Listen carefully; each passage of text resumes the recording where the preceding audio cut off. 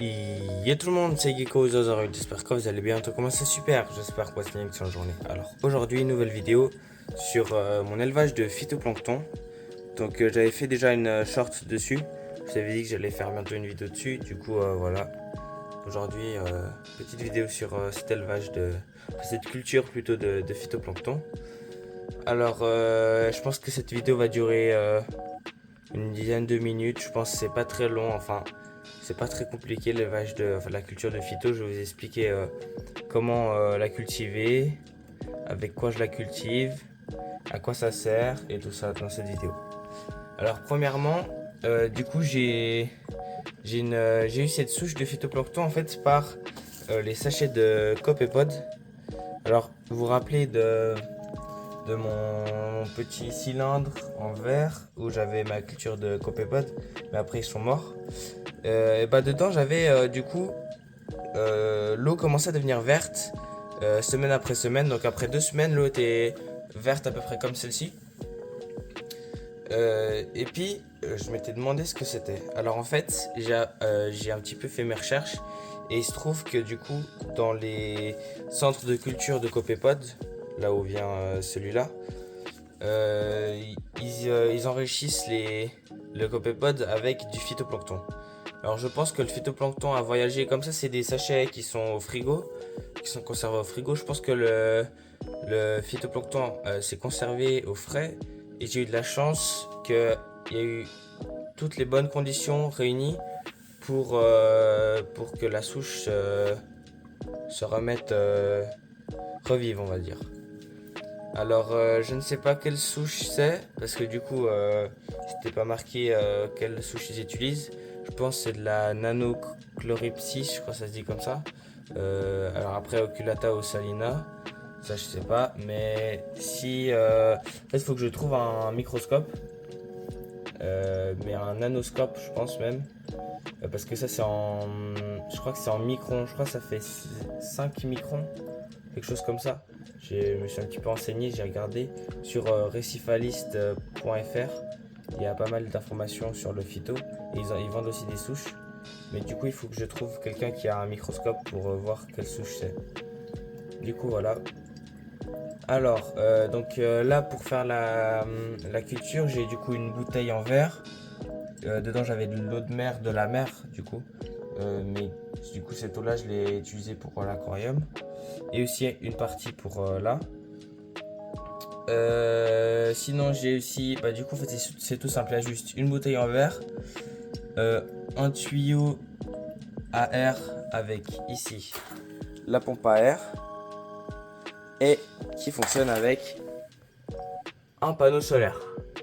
Voilà, donc là on a la fenêtre et là on a le panneau solaire. Voilà. Du coup, on peut dire que cette culture me coûte rien en électricité, effectivement, parce que du coup j'ai la lumière naturelle et en même temps j'ai l'énergie solaire qui fait tout et elle fait pour la culture de phyto la lumière parce qu'ils ont besoin de lumière pour grandir et aussi du coup l'oxygène. Du coup voilà. Alors pour cette culture, alors je sais pas du coup comme je t'ai dit quel phytoplancton c'est, quelle espèce de phyto, parce qu'en fait le truc c'est qu'avant j'avais pas du tout de bulleur. Vous vous rappelez, je pense dans mon cylindre il y avait juste de l'eau et puis voilà c'est tout. Et puis je composais juste l'évaporation d'air, là je vais bientôt le faire. Mais il n'y avait pas du tout de bulles, il n'y avait rien. Du coup, je vais voir quelle souche c'est et puis je vous redonnerai des nouvelles. Mais du coup, ça veut dire que pas toutes les souches de phytoplancton ont besoin forcément d'oxygène. Peut-être que ça va accélérer le processus, je sais pas, mais en tout cas, là, elles étaient sans oxygène, enfin sans pompe à air, sans apport d'oxygène vraiment dans l'eau. Du coup, je sais pas. Alors, on m'a dit que ça évite qu'elles pourrissent et du coup, ça les met tout le temps en mouvement aussi. Et vu que ça consomme aussi, je crois que le phyto consomme le CO2 aussi du coup. C'est grâce aussi à ça qu'il y a de l'oxygène sur la planète. Je crois que c'est le deuxième poumon de la Terre. Il y a la forêt amazonienne et il y a aussi le phytoplancton. Du coup voilà. Alors pour cette espèce, alors en fait il vous faut de l'eau de mer, une culture, de l'eau de mer qui ne vient pas de votre aquarium parce que dedans il pourrait y avoir des, de la microfaune qui pourrait manger un petit peu de plancton, enfin de phytoplancton. Du coup, et puis peut-être qu'il y aurait même une autre souche de phytoplancton dans votre aquarium. Donc on sait pas, du coup, préférez plutôt prendre de l'eau. Si vous faites un changement d'eau, vous préparez, je sais pas, si c'est une culture de 6 litres, vous préparez 5 litres. 5 litres et demi, vous verrez, enfin vous regardez la dose qu'il vous faut, parce qu'il faut faire un certain pourcentage de phyto et un autre pourcentage d'eau de mer. Alors là, moi je suis à je crois 35 ppm. ppm. Attendez, juste regarder sur mon test. C'est 35.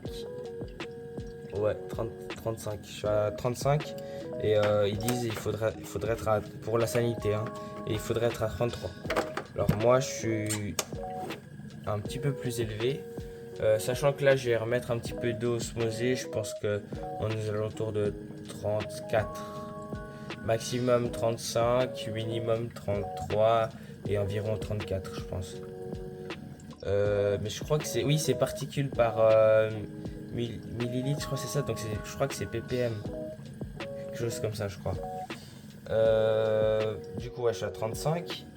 Sinon, il y a aussi quelque chose d'autre pour mesurer la densité. Ça s'appelle un disque de Secchi. Alors, il y a plein de tutos sur YouTube comment faire. Pour le moment, moi, j'en ai pas. En fait, c'est pour calculer la densité de phytoplancton que vous avez. Et puis pour calculer si la culture elle est prête à être récoltée ou pas encore. Moi, ça fait moins d'une semaine et elle est déjà super verte, alors que quand je l'ai mise en eau, elle était jaune. Vraiment, elle était jaune. Hein, donc, et là, elle est d'un coup super verte, donc je suis super content.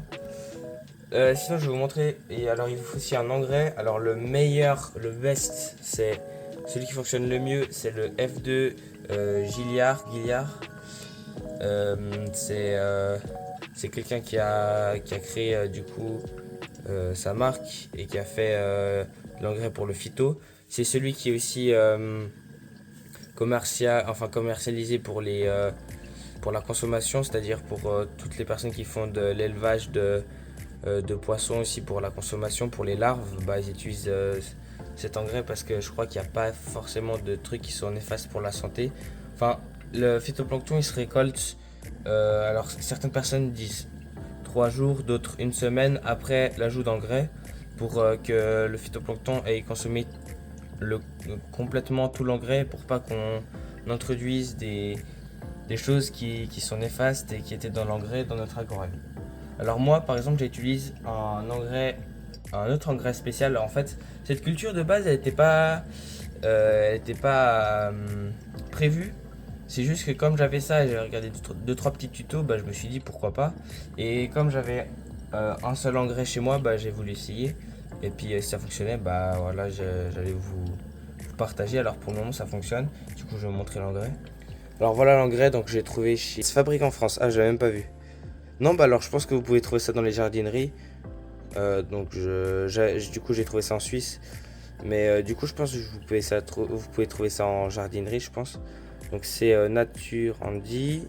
Alors pour le moment pour moi ça fonctionne. Alors c'est avec des... Voilà, donc là c'est marqué les ingrédients.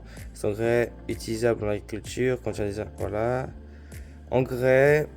Alors 3% d'azote. 3% d'azote organique en provenance de la fermentation de mélasse de betterave d'hydrolysate d'amidon et autres substances organiques de farine d'arrêt de poisson, 4% d'iode de potassium soluble dans l'eau. Voilà, donc cet engrais apporte aux plantes un élément nutritif, azote, potassium, il peut être utilisé pour d'autres plantes. Donc voilà, donc là ils disent combien il faut utiliser, mais moi du coup j'ai fait ma propre dose. Du coup voilà, alors je me suis dit pourquoi pas essayer, c'est le seul engrais que j'avais chez moi du coup... Et comme je voulais l'essayer, j'avais déjà utilisé pour c'était pour la chlorella, mais ça n'avait pas fonctionné. Je crois que j'avais trop mis. Du coup, elle est morte la souche. Alors pour le départ de cette souche, j'ai mis 10 gouttes de ça, 10 gouttes. Et puis 4 jours plus tard, donc c'était le lundi, j'ai mis 3 gouttes après. Donc j'ai mis 10 gouttes pour la lancer et après j'ai mis 4 gouttes et maintenant j'ai plus rien mis. J'attends vendredi ou lundi, ou enfin en tout cas la semaine prochaine pour déjà récolter la première fois.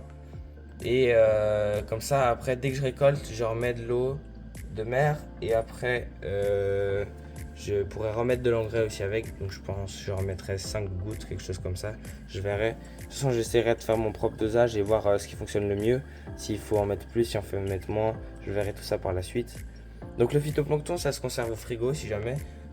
Après, elle rentre en hibernation, on m'a dit. Donc c'est ce qui, pour la conserver, le mieux, c'est au frigo. Alors, donc le phytoplancton, il y en a besoin pour beaucoup de choses. Alors, je vais vous montrer du coup l'aquarium comme ça. Alors, il y en a besoin pour les coraux. Parce que oui, les coraux filtrent l'eau et filtrent aussi le phytoplancton. Il y en a besoin aussi, alors certaines souches, alors du coup, comme je ne sais pas quelle souche c'est, je pourrais pas vous dire, mais certaines souches consomment aussi, enfin, aident aussi à la cyanobactérie. Donc ça va être très intéressant pour si vous avez des problèmes de cyano. Et aussi pour les moules que j'ai dans mon aquarium. Alors, donc les moules, elles consomment le phytoplancton. Alors, je sais pas lequel. J'ai déjà essayé de me renseigner, mais je sais pas lequel. Mais en tout cas, elles consomment du phytoplancton. Donc, je pense que celui-là pourrait être ok pour elles aussi. À voir. De toute façon, je vais vous faire des petites vidéos pour voir l'évolution de mon aquarium avec l'ajout de phytoplancton. Peut-être que ça va aider, peut-être que ça va faire des autres choses néfastes, on va voir. Normalement, il n'y a que du bon dans le phytoplancton. Donc voilà. Sinon, ça peut aider aussi à la microfaune. Donc la microfaune se nourrit de phytoplancton. Et du coup, genre les copépodes, les rotifères, tout ça, ça consomme le phyto. Du coup, ça peut être super intéressant aussi pour si vous avez commencé un ensemencement avec des pierres mortes, imaginons. Vous pouvez essayer avec du coup en ensemençant avec une souche de microfaune, plus en ajoutant du phytoplancton. Ça va être intéressant. Ou si vous n'avez pas forcément, si vous avez des grands consommateurs de microfaune dans votre aquarium, genre les mandarins ou les choses comme ça peut être intéressant pour augmenter la population de microphones de mettre du phytoplancton aussi. Donc voilà. Sinon, voilà, on fait une toute petite parenthèse sur l'aquarium. Alors, j'ai remarqué du coup la cyanobactérie, elle n'a pas forcément évolué plus que ça depuis la semaine passée. Donc je pense que le brassage a bien aidé. Les algues sur les vitres, il n'y en a pas beaucoup. Du coup c'est cool. Et puis sinon tout le monde va bien. Les poissons vont bien, je viens de les nourrir. Du coup voilà. Du coup ouais, il n'y a rien d'autre de spécial cette semaine sur l'aquarium. Du coup j'espère que cette vidéo sur le phytoplancton vous aura plu. Si c'est le cas, n'hésitez pas à lâcher un gros pouce bleu et à vous abonner à cette chaîne. C'était Gecko pour une vidéo. Allez, ciao.